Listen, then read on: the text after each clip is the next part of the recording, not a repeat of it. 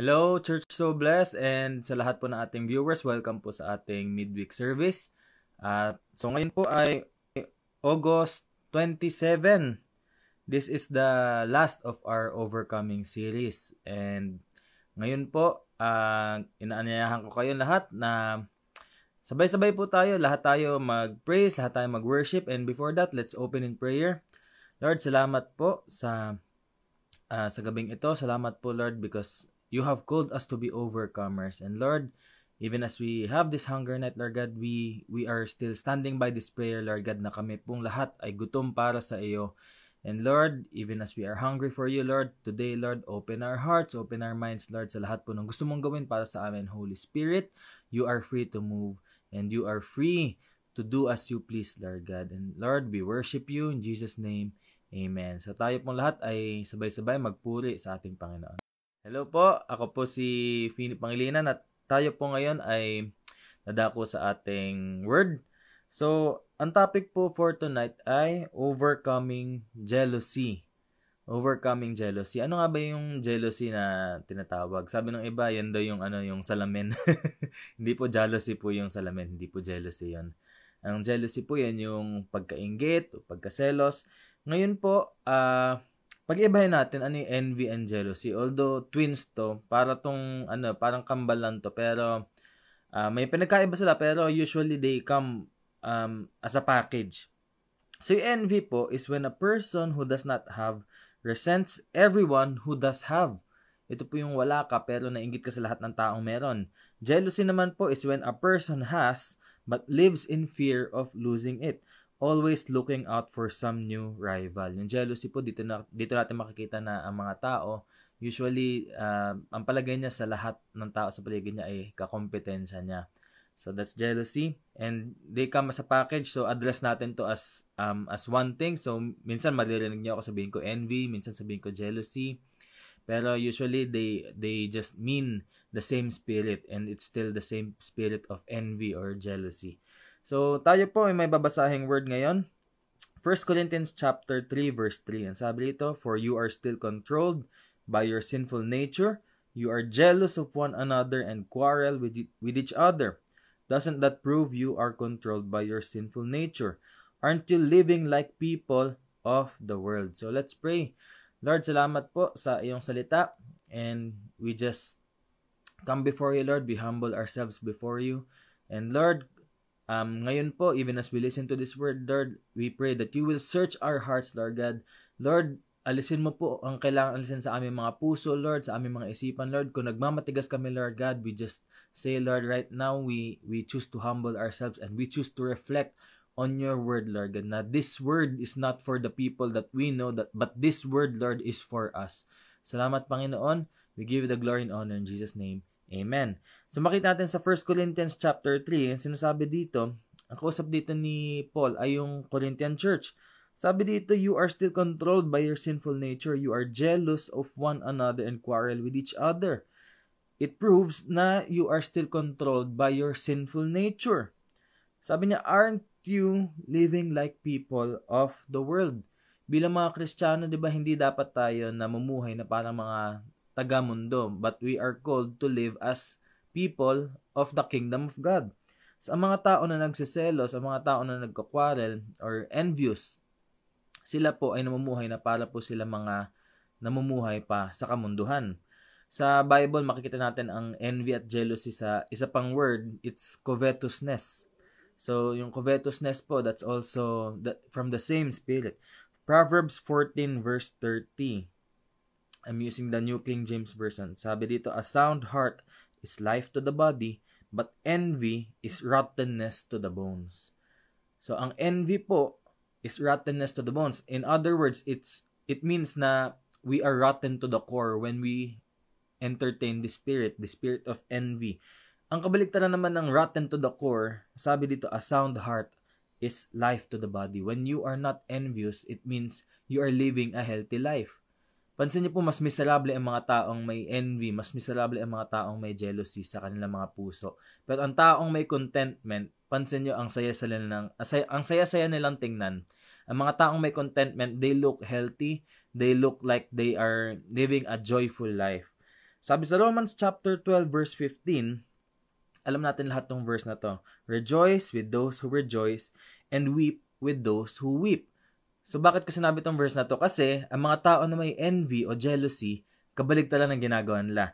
Ang ginagawa nila is that they mourn when others are joyful. And they rejoice when others are mournful. Kita nyo ang pangat-pangat ng envy, ang pangat-pangat ng jealousy. Na imbis na nagre-rejoice tayo with those who rejoice, pag nagre-rejoice sila, naiinis pa tayo. Tayo yung nagluluksa. But when they are mourning, pag sila po yung nagluluksa, tayo naman nagre-rejoice. It's a sad sight to see na bilang isang tao at lalo bilang isang anak ni Lord, hindi dapat ito nakikita sa atin. Dapat, we should rejoice with those who rejoice. We should weep with those who weep. So ngayon, meron akong babanggitin sa inyo na 5 circles kung saan nagta-travel ang jealousy o dito na-establish ang jealousy o dito madalas makikita ang jealousy. This is from the book na Slaying Your Giants. So jealousy travels in 5 circles. Unang circle, jealousy travels in proprietary circles. Ibig sabihin, ang jealousy po ay madalas makikita sa mga tao who are materialists. So sabi dito sa book, those who have built their world in the realm of materialism are easy targets for envy and jealousy. Mapapansin mo to hindi lang sa ibang mga tao pero sa sarili din natin. Hindi naman to limited sa mga non-Christians. Kahit bilang mga Christians, nakaranas din tayo ng envy, ng selos, ng inggit. Sa ano pa lang, kunyari, yung crush mo, ang crush ay yung best friend mo. Uy, yun, maanghang yun. May jealousy doon pagdating doon.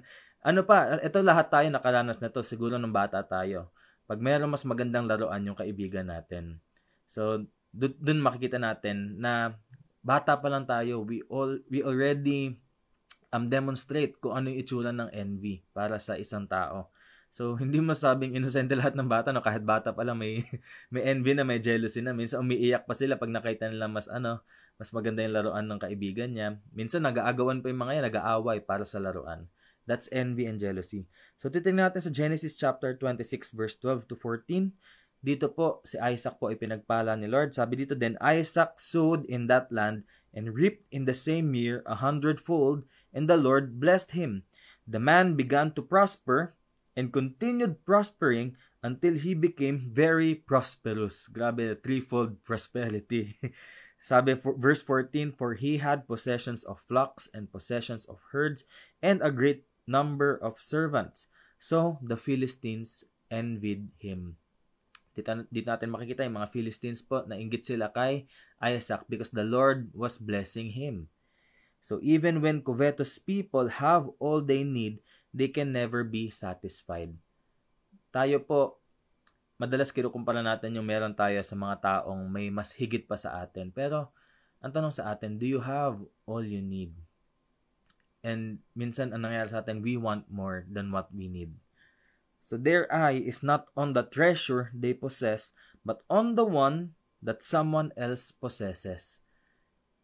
Minsan yung focus natin, hindi nasa kung ano yung meron tayo, pero kung ano yung meron ba yung ibang tao. At doon po nagsisimula ang inggit, doon nagsisimula ang covetousness. So, meron tayong matinding halimbawa dito sa Bible, sa Old Testament. Si David po, nung nakita niya si Bathsheba na alam niyang asawa to ng isa sa mga generals niya, si Uriah. So, alam natin yung kwento. Si David po, he committed adultery kay Bathsheba, and also hindi lang adultery, it ended with him murdering yung asawa po ni Bathsheba, which was Uriah. Doon natin makikita na yung simpleng covetousness na yan, it can lead to grave sins. It can lead to dangerous sins na hindi natin inaakala na simpleng inggit lang naman to, simpleng tingin lang naman to, pero it can lead to something worse. Pangalawa, so una po, jealousy travels in proprietary circles. So, wag natin hayaan na maging materialist tayo, na makikita natin yung kayamanan ng iba kaysa sa anong pinagpala sa atin ni Lord. Pangalawa po, jealousy travels in power circles. So, sa power circles, what does it mean? It means sa influence, sa authority, sa power.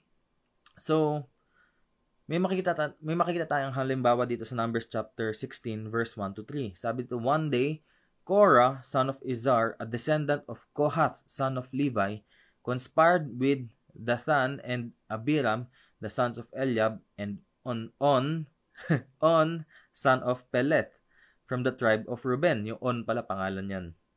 Verse 2, they incited a rebellion against Moses, along with 250 other leaders of the community, all prominent members of the assembly. Verse 3, they united against Moses and Aaron and said, you have gone too far. The whole community of Israel has been set apart by the Lord, and He is with all of us. What right do you have to act as though you are greater than the rest of the Lord's people? Makita natin dito yung envy ni Korah at ng ilan sa mga leaders of Israel na bakit si Moses lang ang nagiging spokesperson, bakit umaakto sina Moses at si Aaron na parang sila ang leader ng Israel. So, ang delikado rito ay yung mga taong to, hindi sila na kontento sa kung ano meron sila. They started looking at Moses and they started coveting kung ano yung meron si Moses na binigay ni Lord na authority. This is actually very dangerous because this is the sin of rebellion. And hindi lang po ito nangyayari sa Old Testament. Even right now, within the church, it also happens na may mga tao, they are not given the position, they are not given the authority na gusto nila. Parang gusto maging youth leader, gusto maging worship leader, gusto maging pastor, but it has not yet been given to you. So what do? You begin to despise those people in authority na nandun, na nilagay ni Lord doon, yung mga worship leader, yung mga pastor, yung mga leader. Kung sino yung mga nandun, you begin to despise them, and that's not good. That's actually the sin of rebellion rooting from envy and jealousy. So sabi dito sa book, as soon as a gifted worker becomes consumed, the envy spreads into those around him, and in time, an entire company can be poisoned. Minsan, it starts with one person who is envious, and then ikakalat na niya yung envy niya, ikakalat niya yung kanyang inggit sa mga tao sa paligid niya, and then they start to rebel against kung sino man yung nasa position of power, kung sino man nasa position of authority na to. So minsan makikita natin to, it's demonstrated as quote unquote competitiveness sa work or sa ministry. Minsan nakikita natin to, it's competitiveness. Akala natin it's just simple competition, but hindi natin alam yung competition na to, it's actually rooted in the demonic spirit of envy, and it actually leads to rebellion. So yun po ang delikado sa envy. Whenever we try to entertain this spirit, whenever we try to entertain this emotion, it's not actually just an emotion, but it's actually a demonic spirit that tries to consume you from the inside out. So jealousy travels in power circles. Huwag natin hayaan na mag-covet din tayo ng power or ng authority. Let God be the one to give that to you. Sabi nga ni Vlad Savchuk, ito po yung isa sa mga nag-mark sa akin na sinabi ni Vlad Savchuk, slow promotion builds character, and fast promotion builds ego. Let the Lord transform you first before the Lord promotes you.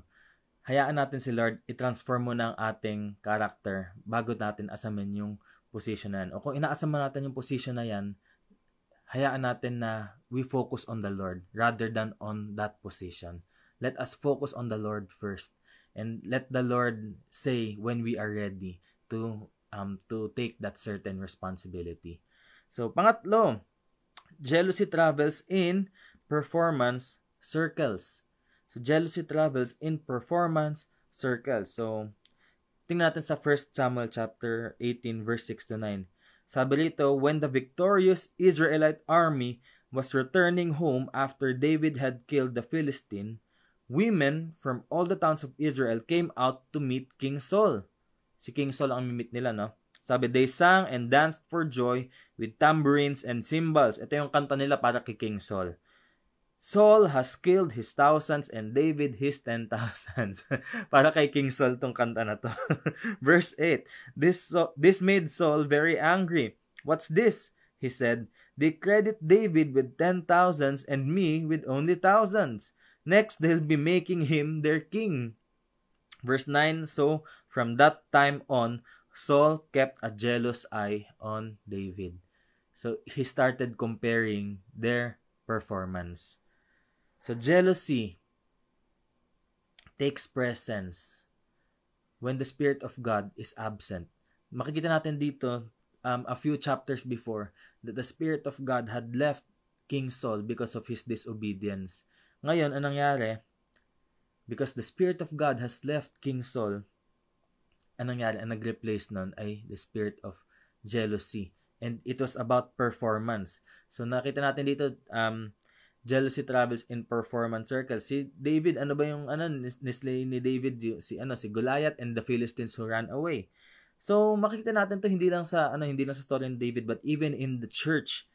Sa book po, babasahin ko lang po yung book na to. So Bato-Bato sa Langit to, sa book to nang galing. Sabi, in the choir, Jane got the solo that Audrey wanted. So anong nangyari? Si Audrey po ay nagselos kay Jane. Si Fred, he is teaching the Sunday school class on which Jack had set his heart. Na imbis na si Jack yung napili, si Fred po yung naging Sunday school teacher.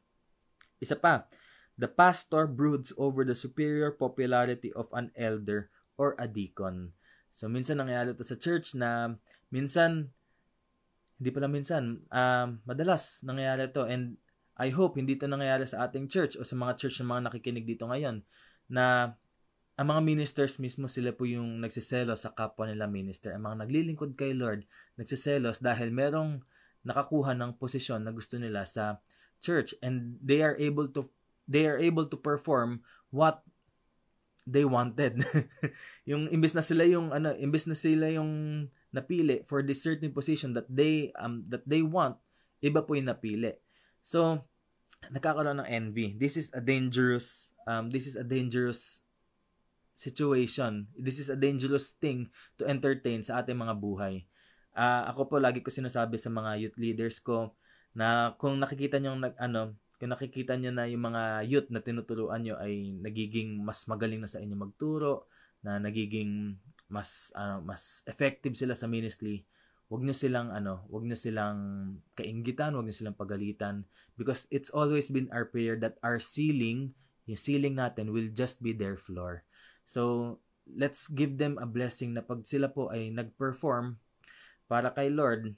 And it's not about performance, no. Alam natin it's about love. But when they perform better than us, let us be happy for them. Let us be joyful for them, and let us bless them. So makikita natin dito na dapat sa church pa lang ay nagkakaroon tayo ng love and grace for each other. Wala pong inggit-inggit sa ating church, walang inggit-inggit sa ating ministry. Kung may mas mataas sa'yo pero hindi siya mas magaling kaysa sa'yo, just still bless that person, love that person, give grace to that person. Sabi dito sa librong binabasa natin, the only antidotes sa envy daw are heaping helpings of love and grace. Hindi dapat tayo naiinggit sa mga tao sa church. Lalo church tayo. Church tayo, lahat tayo dito, nagsisilbi kay Lord, lahat tayo dito anak ni Lord. So, yun po yung pangatlo. Jealousy travels in performance circles. Pang-apat, jealousy travels in professional circles. So, tingnan natin sa Philippians chapter 1, verse 15 to 17. Sabi dito ni Apostle Paul, it's true that some are preaching out of jealousy and rivalry, but others preach about Christ with pure motives. Verse 16, they preach because they love me, for they know I have been appointed to defend the good news. Verse 17, those others do not have pure motives as they preach about Christ. They preach with selfish ambition, not sincerely, intending to make my chains more painful to me. So, anong nangyari dito? Si Apostle Paul po ay nakakulong. At habang siya ay nakakulong, may mga nagsamantala ng kanyang pagkakulong. There are those who began to preach about Christ nung si Paul ay nakakulong because hindi dahil gusto nila ma-preach si Christ, but because they want to outperform the Apostle Paul. Okay? So they considered Paul's success and popularity as something that they should compete with. And they intended in their hearts to quote-unquote, defeat the Apostle Paul with their preaching, taking the opportunity that he was in prison. So, ang nangyari dito, they're not preaching with pure motives. They're not preaching so that Christ may be exalted. But they are preaching, they are performing so that maibaling yung attention ng mga tao from Apostle Paul to them. Na makita ng mga tao, sila ang mas magagaling na preacher, na sila po yung dapat pakinggan. They made the Apostle Paul their rival sa kanila pag-preach. And it should not be the case. Dapat when we preach Christ or when we serve Jesus, it must be because we want to worship Jesus, not because we are looking at the performance of someone else in the ministry. Sinasabi ko po ito sa mga youth leaders na magsilbi lang tayo kay Lord. Huwag natin tingnan kung gaano kagaling o gaano kahina yung yung kapwa natin leader. Kung meron man magaling sa mga kapwa natin leader, then praise the Lord. Kung meron mang mga hindi masyado magaling sa kapwa natin leaders, wag tayong magmalaki na tayo mas magaling. Kung meron mas hindi magaling sa atin sa ministry, we are there to strengthen, encourage, and comfort. Yun pa rin po ang pagkatawag natin bilang church. We are here to cheer up, stir up, and build up. So may mga illustration ako regarding sa jealousy that travels in the professional circles. Sometimes it happens in this way. It's about feeling good about outperforming someone in work or in ministry. Minsan natutuwa tayo, there becomes a sense of pride sa ating mga puso kung meron tayong mga na-outperform sa ating work o sa ating ministry. Isa pa, when we feel good about our salary or position, kasi nakumpara natin sa salary at position ng ibang mga tao. And we compare our work always to the people around us who are doing the same work as us. So wag natin gagawin 'yan. So pansin niyo dito, even pride can be rooted in jealousy and envy. Kita nyo, kanina pa, ang dami kadikit na kasalanan ng envy and jealousy. Andyan yung lust, andyan yung murder, andyan yung pride, even lying. Ang daming kadikit na kasalanan ng envy and jealousy. That's why it's such a dangerous thing to entertain in our lives. And lastly, jealousy travels in personal circles. So, it's close to home. It becomes personal.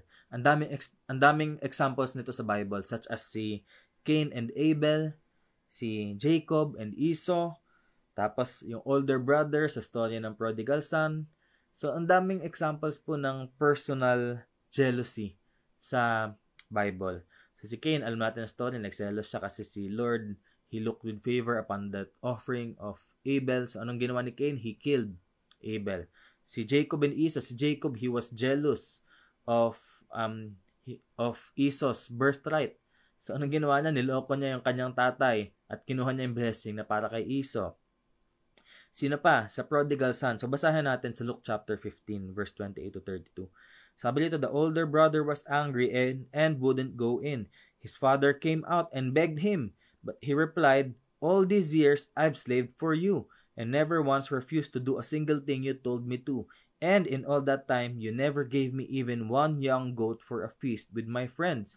Yet, when this son of yours comes back after squandering your money on prostitutes, you celebrate by killing the fattened calf. His father said to him, look, dear son, you have always stayed by me and everything I have is yours. We had to celebrate this happy day, for your brother was dead and has now come back to life. He was lost, but now he is found. Makita natin dito na yung older brother, sabi ng tatay, you have always stayed by me. Andito ka lang naman. And everything I have is yours. So yung fattened calf na yon, was it the older brothers as well? It was. Anong nangyari lang sa kanya? He didn't live in his identity. And ganun din tayo madalas. We're not living in our identity as royal sons and daughters of God. That's why we are envious of other people. So itong older brother, he was envious of the younger brother na bakit siya may fattened calf, bakit siya may party. Ako kahit young goat, wala ako. Ang sabi ng tatay niya, my son, everything I have is yours. So ganun din sinasabi sa'yo ng ating Panginoon ngayon. Everything I have is yours. Bakit kailangan mo mainggit sa tao na kinaiinggitan mo? Kung lahat na meron si Lord ay sa iyo rin pala yan. So, meron pang example ng mga nainggit sa Bible. So, alam natin si Jacob na inggit siya kay Esau. So ano na pasa niya sa kanyang mga anak? Ganun din, inggit. So yung alam natin lahat ang story, si Joseph po ang favorite son ni Jacob. So ano nangyari? Inggit po ang 11 brothers ni Joseph sa kanya. So many of them were ready to murder Joseph. Lahat sila, handa silang patayin si Joseph because of envy. So makikita natin dito, envy is a personal thing. Envy is even in your own circle, sa iyong grupong magbabarkada o sa mismong family mo. Sabi dito sa book, jealousy comes through the family's front door and sends love out the back door. So pag pinapasok mo ang jealousy sa front door, ang mawawala sa'yo yung pagmamahal mo para sa kapwa mo. So those are the 5 circles where jealousy is seen. So ngayon, punta tayo sa characteristics of jealousy. Una po, dalawa lang to. Una, jealousy destroys others. So yun nga, si Cain, pinatay niya si Abel. Yung mga kapatid ni Joseph, inattempt siyang patayin. Pero, syempre, binenta nila si Joseph as slave to Egypt. Ano pa, makikita natin sa balita, yung mga crimes of passion. Yung mga crimes of passion na sinasabi, pag nagselos, papatayin yung karibal. O minsan nga ngayon, ang nangyayari na, yung kabit pa ang papatay dun sa totoong asawa. So, makita natin dito, jealousy, it destroys other people. So, jealousy is so dangerous that it can cause the death of someone. Jealousy is so dangerous that it can destroy lives.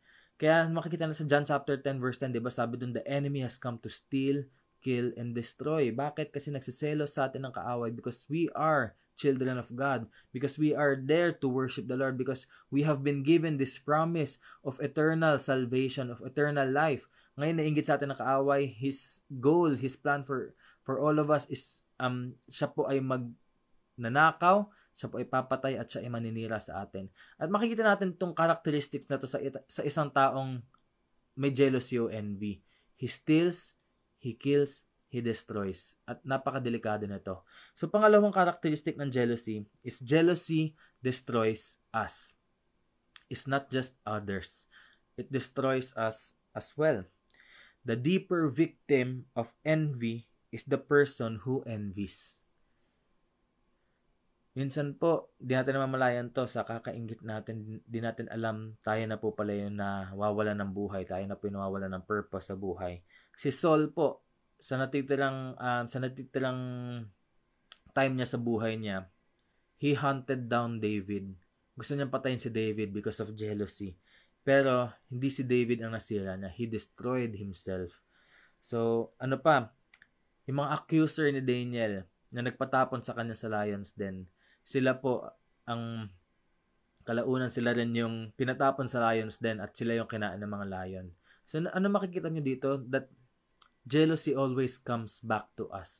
Jealousy, you might see it as some tool that you can use in destroying others, pero you don't know that in the process of harboring jealousy, you are destroying yourself as well. So jealousy ultimately devours anyone who gives into it. So ngayon, how do we face the giant of jealousy? So sabi dito sa book, you must not deal with jealousy as a personality disorder. Hindi po personality disorder, hindi mental illness ang jealousy. Don't think of it as a genetic trait. Hindi po yan na-inherit in the physical sense. Don't ascribe it to social environment or upbringing. So how do we treat it? So the Bible deals with jealousy as sinful disobedience. Tingnan natin yung mga verses dito. Sabi sa Galatians chapter 5 verse 19 to 21, the acts of the flesh are obvious. Sexual immorality, impurity, and debauchery. So that's one group. Ano pa? Next group, verse 20, idolatry and witchcraft. That's one group. Next group, hatred, discord, jealousy, fits of rage, selfish ambition, dissensions, factions, and envy. That's the other group. So makikita niyo dito nakagrupo yung mga nakagrupo yung mga kasalanan. Kung sa NIV version, di ko alam sa ibang version, pero nakagrupo yung mga kasalanan by semicolons. So makikita niyo dito yung jealousy and envy, it's related with hatred, discord, fits of rage, selfish ambition, dissensions, and factions. Makikita nyo dito ang envy and jealousy. It brings with it sins na destructive. So, sabi dito, ayan, tuloy natin, drunkenness, orgies, and the like. So, nakagrupo din yan. I warn you, as I did before, that those who live like this will not inherit the kingdom of God. Simpleng jealousy, simpleng envy, it's already a disqualification of inheriting the kingdom of God. Romans 1:28-30, sabi dito, furthermore, just as they did not think it worthwhile to retain the knowledge of God, so God gave them over to a depraved mind, so that they do what ought not to be done. Verse 29, they have become filled with every kind of wickedness, evil, greed, and depravity. They are full of envy, murder, strife, deceit, and malice. They are gossips, slanderers, God-haters, insolent, arrogant, and boastful. They invent ways of doing evil. They disobey their parents.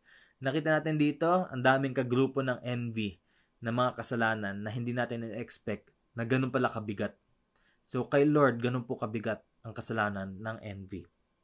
1 Peter chapter 2 verse 1, sabi, therefore, rid yourselves of all malice and all deceit, hypocrisy, envy, and slander of every kind. James chapter 3 verse 16, for where you have envy and selfish ambition, there you will find disorder and every evil practice. Kung saan po merong envy and selfish ambition, dun mo daw makikita lahat ng disorder at lahat ng evil practice. It starts with envy and selfishness. Makikita na natin to kay Satanas, di ba? Kay Lucifer. It started with envying the Lord. Then, the sin of pride entered him. So, actually, it can be interchanged, no? The sin of pride, and he envied the Lord. Then, doon natin makikita, it started all evils in this world. So, Matthew 27, verse 17-18, dito natin makikita how dangerous envy is. Sabi dito, as the crowds gathered before Pilate's house that morning, he asked them, which one do you want me to release to you? Barabbas or Jesus, who is called the Messiah? Verse 18, he knew very well that the religious leaders had arrested Jesus out of envy. Isipin niyo po, because of envy, naipako si Jesus. That's how dangerous this sin is. That's why we must not treat it as something light. Jealousy is not a personality disorder. It is a sin. So it's on the same level with witchcraft, murder, lust, evil-mindedness. So ngayon, babalikan natin si Vlad Savchuk. Sabi niya, lust is not weakness. It is wickedness. If you treat it as a weakness, you will work on it. But if you treat it as a wickedness, you will flee from it. Ganun din sa envy. Ganun din sa jealousy. You will not treat it as a weakness, but treat it as wickedness. Treat it as something you need to be delivered from. It's not something that we should harbor. It's not something that we should normalize sa ating mga buhay. Ang dami na pong ministry na nasira because of envy and jealousy. Even sa mga kabataan, lalo sa mga kabataan, sa mga kabataan na may crush, tapos selosan, ang dami ko nakitang nag-walk out sa ministry dahil sa crush na yan, dahil sa selosan, dahil sa envy. So, it's not something that should be toyed with. Let's flee from it as though it is an evil thing. So, how do we overcome jealousy? Number 1, we must renounce jealousy as sin. Renounce it as sin. We must treat it as sin. Sabi dito, at the very least, envy and jealousy will cause a deep pain in your soul and damage to your relationships. At worst, it will consume you and those around you. So, sobrang delikado po ng jealousy. Hindi ito yung basta pinaglalaroan lang natin dapat na kasalanan. Actually, walang kasalanan na pinaglalaroan because you are playing with fire. So, we must renounce these sins. Itong jealousy rin, you must renounce it as sin. It's something that's not welcome sa ating mga buhay. Lalo po tayo po ay mga anak ni Lord, and we are supposed to be hosting the Spirit of God in our lives. We are called to be a temple of the Holy Spirit, Pero, hindi tayo magiging temple of the Holy Spirit if there's another spirit residing in us. So, renounce jealousy as sin. Number 2, how do you overcome jealousy? Remember your rival in prayer. Remember your rival in prayer. Maaring alam niyang rival mo siya, maaring di niya alam, pero ginawa mo siyang rival sa sarili mong utak. Pero remember them in prayer. Sabi sa Matthew 5:43-44, you have heard that it was said, love your neighbor and hate your enemy. Verse 44, but I tell you, love your enemies and pray for those who persecute you. We must love them. Kahit hindi nila kaaway. Tayo lang siguro nagtatrato sa kanilang kaaway, pero di natin sila kaaway. Pero we are called to love them and we are called to pray for them. So, sabi dito sa book, the weed of jealousy is deep and firmly entrenched. But if you want to drive it out quickly, simply do this. Pray for the person you envy. Pray for him daily or her. Pray for him even if your teeth and fists are clenched. See if God doesn't honor your faith and change your heart. So kahit po gaano tayo kainggit, kaselos, bilang mga Kristiyano, we are called to pray for them. Pangatlo, how do you overcome jealousy? Reaffirm God's goodness to you. Alam niyo po ba na si Lord po ay mabait sa iyo? And the Lord has already blessed you. Ang tawag nga sa atin, church so blessed. Why are we church so blessed? Because we are a church that is so blessed. Ganun lang kasimple yun. So, sabi dito, our resentment implies an assumption that God hasn't given us everything we need. Minsan po, ito yun yung sa jealousy natin, nagkakaroon tayo ng resentment, di ba, sa mga taong meron yung wala tayo, o yung mga taong tinatrato natin karibal o competition. Sinasabi sa libro na to, yung resentment natin, it just shows na pinapakita natin sa buhay natin na hindi pa binibigay ni Lord ang lahat ng kailangan natin. So, ang tanong, nagkulang na ba si Lord sa atin? So, anong gagawin natin? To reaffirm God's goodness to you, you can do a blessing inventory. Kailan ka huling nagbilang ng blessings mo? So, maganda itanong mo sa sarili mo o isulat mo, what do you lack that God hasn't given you? Ano po yung pangangailangan mo na hindi pa binibigay ni Lord sa iyo? Pangalawa, what blessings has God given you that you actually don't deserve? Ano po yung blessing sa buhay mo ngayon na binigay ni Lord sa iyo? Na palagay mo, hindi mo naman to talaga deserve pero binigay pa rin ni Lord sa iyo to. So you must count your blessings and count the things that you do not have. So anong ginagawa natin dito? Timbangin mo kung gaano karaming blessings mo na binigay ni Lord at kung gaano karami yung mga bagay na tingin mo kailangan mo pero wala ka. So, timbangin natin yan. At makikita mo dyan, lagi mas marami yung blessings na binigay ni Lord sa atin. So, ano pa? Always thank the Lord. To reaffirm God's goodness to you, you must always thank the Lord. Sabi dito, a season of thanksgiving any time of the year is a wonderful antidote to the poison of jealousy. At pangatlo, always see God's goodness. So, review God's goodness in your life, His past goodness in your life, His present goodness in your life, and for the future, His promises for you. Isulat niyo lahat yan. Ano yung mga ginawa sa akin ni Lord, ano yung ginagawa sa akin ni Lord ngayon, at ano yung pinangako sa akin ni Lord. At makikita mo dyan, wala kang dapat na ipagkaselos sa mga ibang tao because the Lord has blessed you with so much. Sabi dito, gratitude transforms attitude. So we must be full of thankfulness to the Lord. Kasi sabi nga sa word niya, 'di ba? Na rejoice always, pray continually and give thanks in all circumstances. At pang-apat, how do you overcome jealousy? Rekindle God's love in your heart. So you must always have the love of God in your heart. 1 Corinthians chapter 13 verse 4, sabi dito, love is patient, love is kind, it does not envy. Kung meron ka pagmamahal ni Lord sa puso mo, there's no space for envy. Kung napapansin mo may envy sa puso mo, then it means that the love that you have is not the real love. It's not the love that comes from the Lord. That's why you have to ask the Lord, Lord, search my heart. Kung tama pa ba tong love na to na nasa akin. Kasi minsan, yun nga, ito yung nangyayari sa mga taong seloso. They claim to love a person, but they're filled with jealousy, they're filled with envy.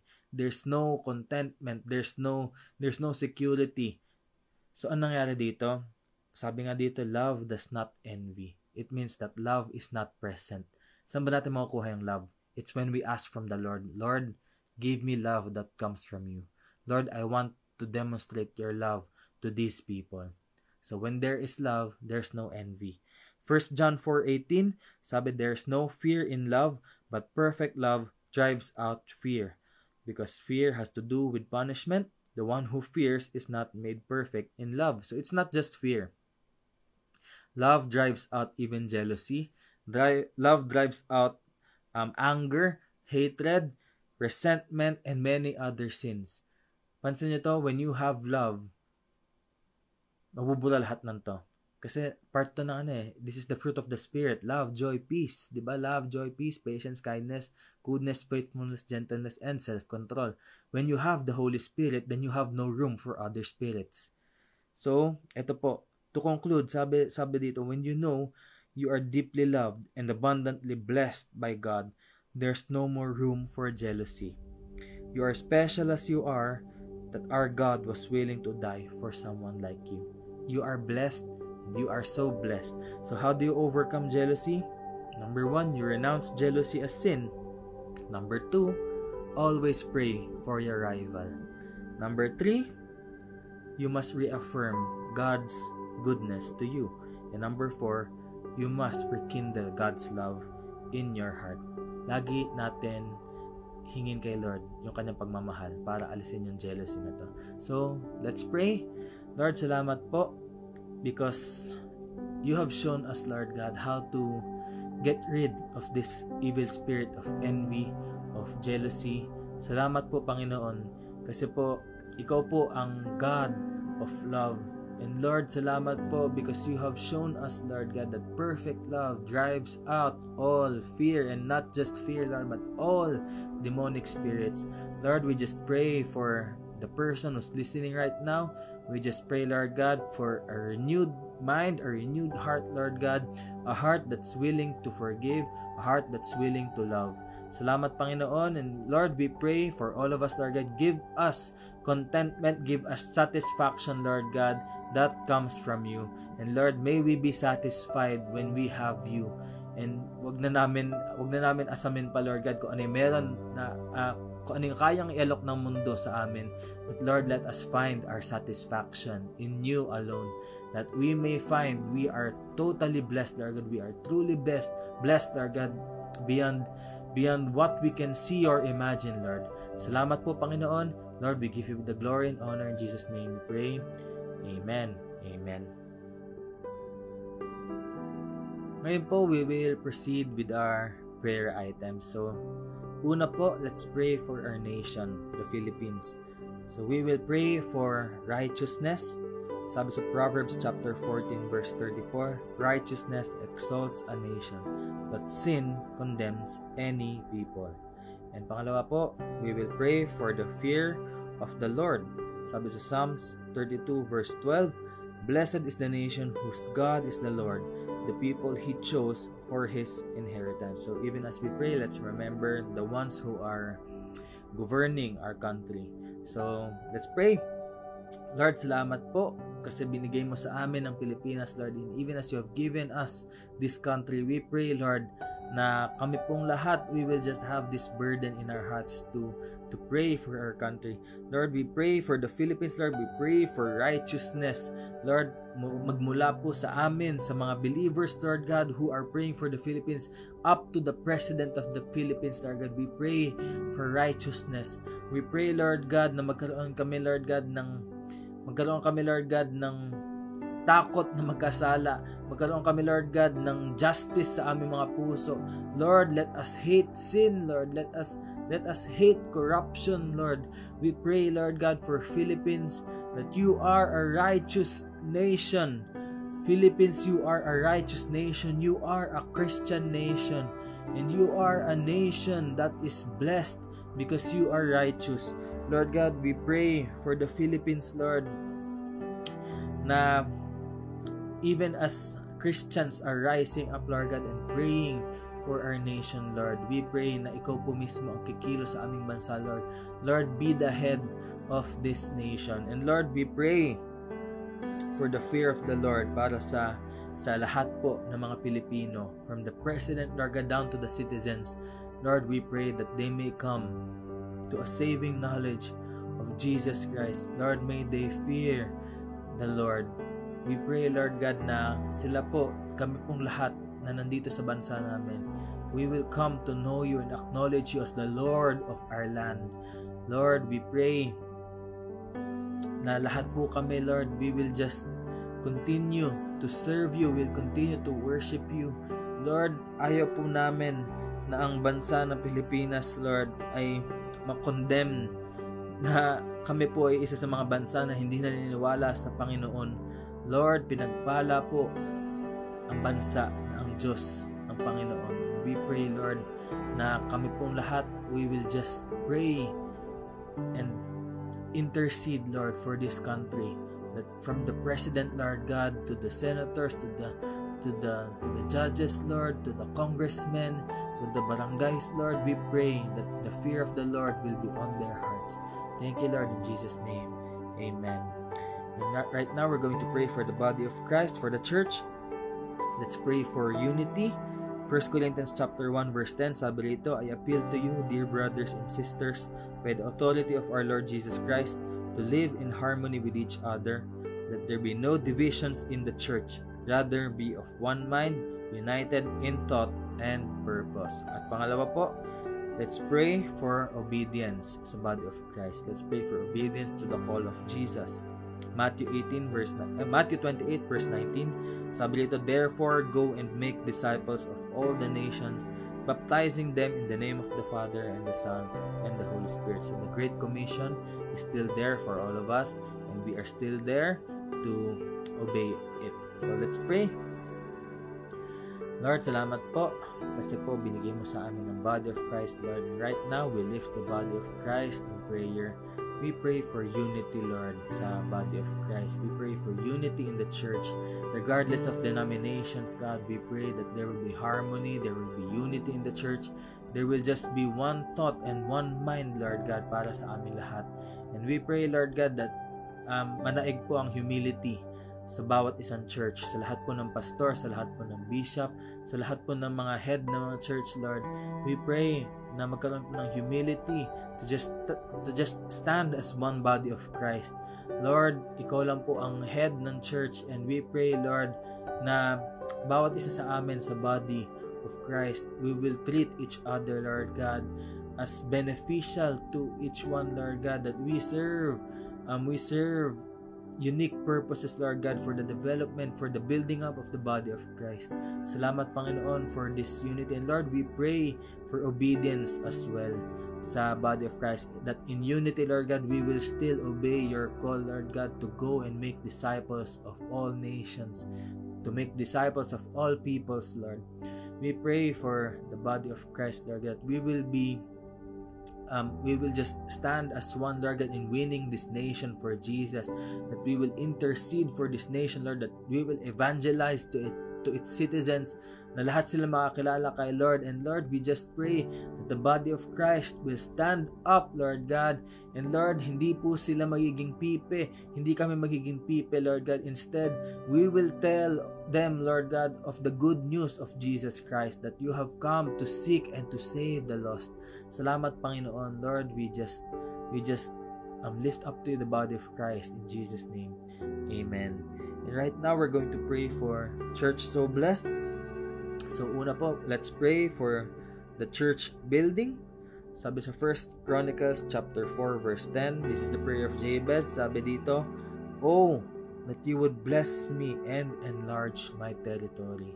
So let's pray for the Lord for a larger territory, kung saan makakapag host tayo ng mas maraming tao, at marami pa tayong madalang mga souls na makakilala kay Lord sa ating church. So let's pray for our church building.